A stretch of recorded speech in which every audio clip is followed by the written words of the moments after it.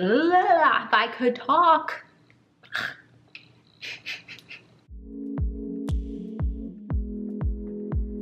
Hey guys, it's Jordan. Welcome back to another video. Wanted to do a video where I get a chance to actually answer your comments or questions in video format versus just typing back to you. I will put the comment here. Shout out to you. You left such a great comment. I was like, I've got to make that into a video. What the comment is asking is, what are the basics? Like, what do I need to get started if I kind of want to jump into this healthy eating journey? Maybe it is focused on becoming more plant-based, less meat and dairy, but maybe it's just like, I want to eat healthier. I want to eat more fruits and vegetables. And I want to save money. I don't want to, buy all the superfoods and break the bank. In this video, I'm going to be sharing with you pretty much what I buy every single week. These are my staples for maintaining my healthy diet. Make sure you stay tuned to the end of the video because I have a really awesome tool that I'm going to be sharing with you. So it's something that you can take away from the video and have right there with you as you go to the grocery store. I've also left a link in the description box for my list of pantry staples that you can order online.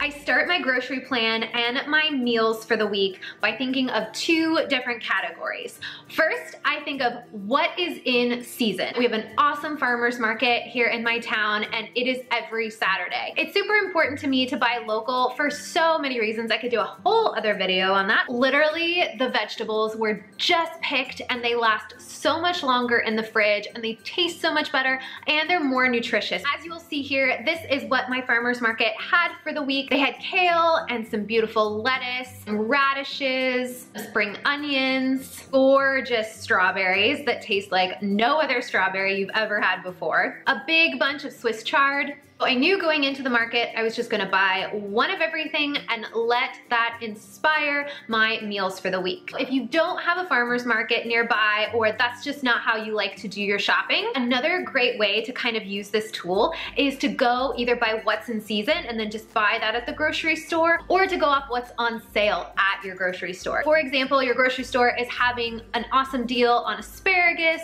and some radishes. Maybe zucchinis are only 50 cents. Then use that as inspiration and grab one of each of those things. It's especially awesome if you've never tried this vegetable before. It gives you more of an incentive to try it because it's on sale. Once I know what produce I'm getting for that week, then I go to my list of my staples, the things that I need every single week. First up, we have items that add flavor and make your food taste delicious. You've gotta have your tomato products and like your sauces. So I always get an organic marinara sauce or like a tomato basil sauce. I always try to get the store brand because it's cheaper. I get a salsa for dipping chips, for putting on burrito bowls, for putting on sweet potatoes. Literally, what can't you put salsa on? Then we have sauces like gluten-free soy sauce or tamari or coconut aminos, whichever kind you like. This adds so much flavor to grains and stir fries and really hearty greens if you saute some kale or some chard, which is what I did with the kale and the chard that I bought this week. Barbecue sauce is a newer favorite of mine. I never liked barbecue sauce growing up until I became vegan, and then I saw all these other vegan people putting barbecue sauce on things. I'm like, maybe I need to jump on the barbecue sauce train. Most barbecue sauces, I believe, are just naturally vegan, but make sure you check the ingredients just in case. I put these in my bean burgers. I love roasting chickpeas with barbecue sauce. So many good things that you can do with this sauce, and it just keeps in the fridge. I always have things like nut and seed butters. So this week I've got some peanut butter and I've got some tahini.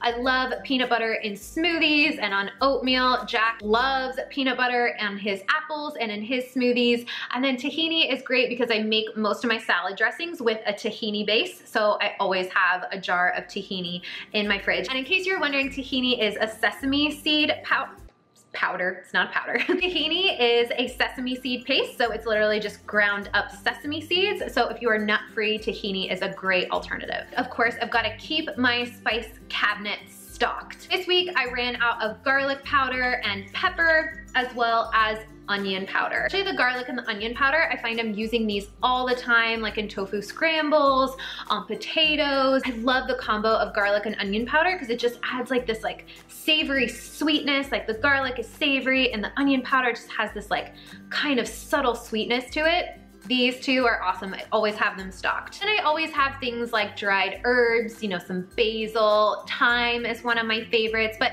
you do you on that one. Just try a new one every week. You don't have to go crazy and buy a ton of them, or buy a blend of one, like an herbs de Provence or an Italian seasoning blend, whatever looks good to you. The next few items I always buy come from the freezer aisle. 3 things that I'm always getting in the freezer section are veggie burgers. We love these by Hillary's. I always get some kind of frozen green vegetable, like a chopped spinach or maybe some frozen kale, frozen broccoli, frozen green beans. Those are some of my favorites. Towards the end of the week, when I really don't know what to make, I'm like, okay, what frozen vegetables do I have? And I just throw them in the pan and like make some kind of stir fry. Or frozen greens are really great to add to frozen like cold smoothies. Great way to get in a lot of greens. Frozen is the way to go because they last in your freezer so much longer, and you can just try little bits here and there and not feel bad that you're buying this whole big bunch of greens that's gonna go bad. I also always have some kind of frozen fruit or frozen berries in my freezer. This week I picked up some wild blueberries. These are my favorite kind of blueberries. I just love how small they are and they have such a good taste. Sometimes I also buy a mix, like a frozen berry mix. Sometimes I love some frozen pineapple in my smoothie or frozen mango. Just kind of depends. These would have to be my favorite. This next category is what I call my meal builders. They're things that you kind of start with and then you build your meal around them. We have grains and pasta. This week I picked up some sprouted brown rice because I had a coupon for it. Normally I'm like, whatever, regular brown rice is just fine. Sprouted just means that they've allowed the grain to soak in water for a really long time, and a lot of people believe that it helps the grain digest a lot better because it's already kind of broken down, but it tastes just the same, doesn't taste any different, still delicious. I always have quinoa, or I've also been really loving millet lately. It doesn't have as much of like a flavor as quinoa does. If you're kind of like apprehensive about quinoa, try millet. And this week I also needed to stock up on some pasta, so I got some brown rice pasta. I love this brand, Pinkiata. All their pastas are gluten-free and they're brown rice based. I think they have the best texture of all the different gluten-free pastas. Another great grain to have on hand is some tortillas. So I've got these plain gluten-free tortillas, but if you're not gluten-free, just get some whole wheat tortillas or some corn tortillas. If anytime I've got like leftover veggies, like we just didn't finish the whole thing, I roll them up into tortilla, add some salsa, you're good to go. I typically have tortillas more often than I have bread. So if you're more of a bread or like a sandwich person, get yourself a nice loaf of bread too, and keep it in the fridge because it lasts a little bit longer. What vegan doesn't have a can of beans in their pantry? I always have some canned beans. These are some garbanzo beans that I picked up this week. I wish I could say that I'm the type of person that buys dry beans and I soak them for hours and then I cook them and then I have them stored in a beautiful glass jar.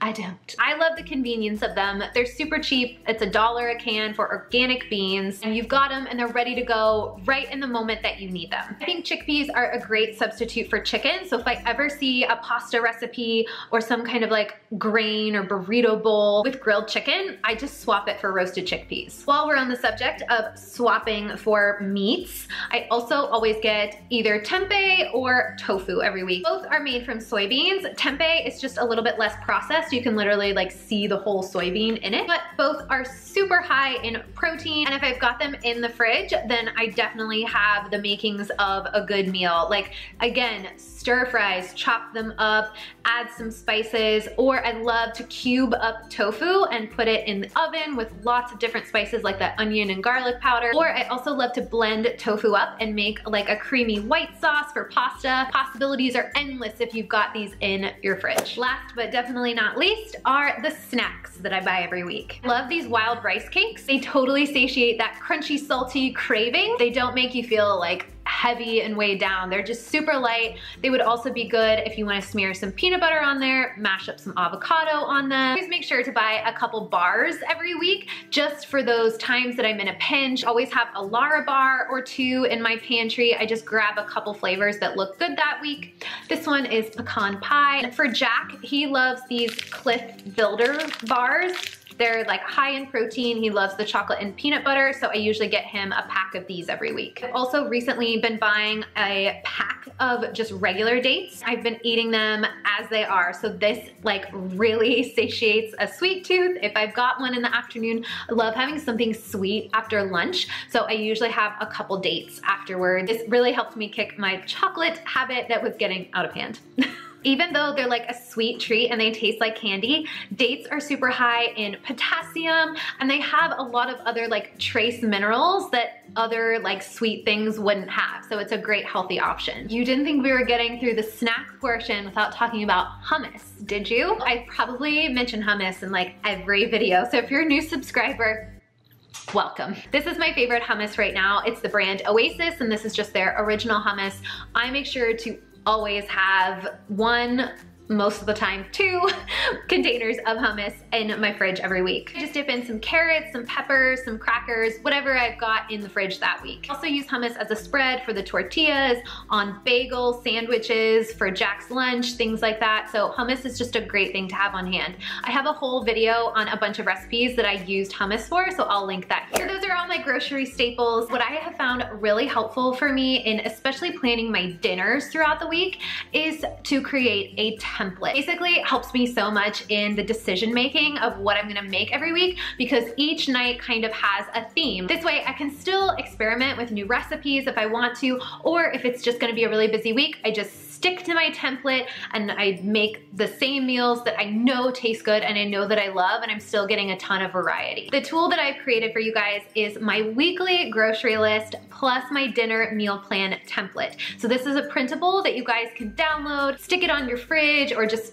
take a screenshot of it and keep it on your phone when you're going to the grocery store. This is literally my grocery list. This is what I buy every week. Maybe it changes every once in a while, or I add something on there, or I take something off because I already have it in my pantry. Sometimes it's really hard just starting from a blank piece of paper or starting from a blank document. You're like, oh my gosh, what do we need this week? And it's nice when it's already kind of there, ready to go, and then you can just make subtle tweaks for you and your family. That will be linked down below, so make sure you check that out. I want you to comment down below what your biggest struggle is with eating plant-based. So even if you aren't plant-based or don't plan on going vegan, you're just curious about it, or maybe you've tried, or maybe you already are, it doesn't matter where you are in the spectrum. Let me know your biggest struggle, and maybe I will pick one and do a video covering that entire topic. All right, that is all I've got for this week. Give this video a thumbs up if you want to see more like it. Subscribe to my channel, and with that, I will see you next week for another one.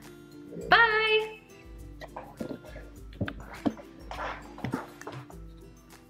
Say bye, Jackson. Bye. Bye. Oh.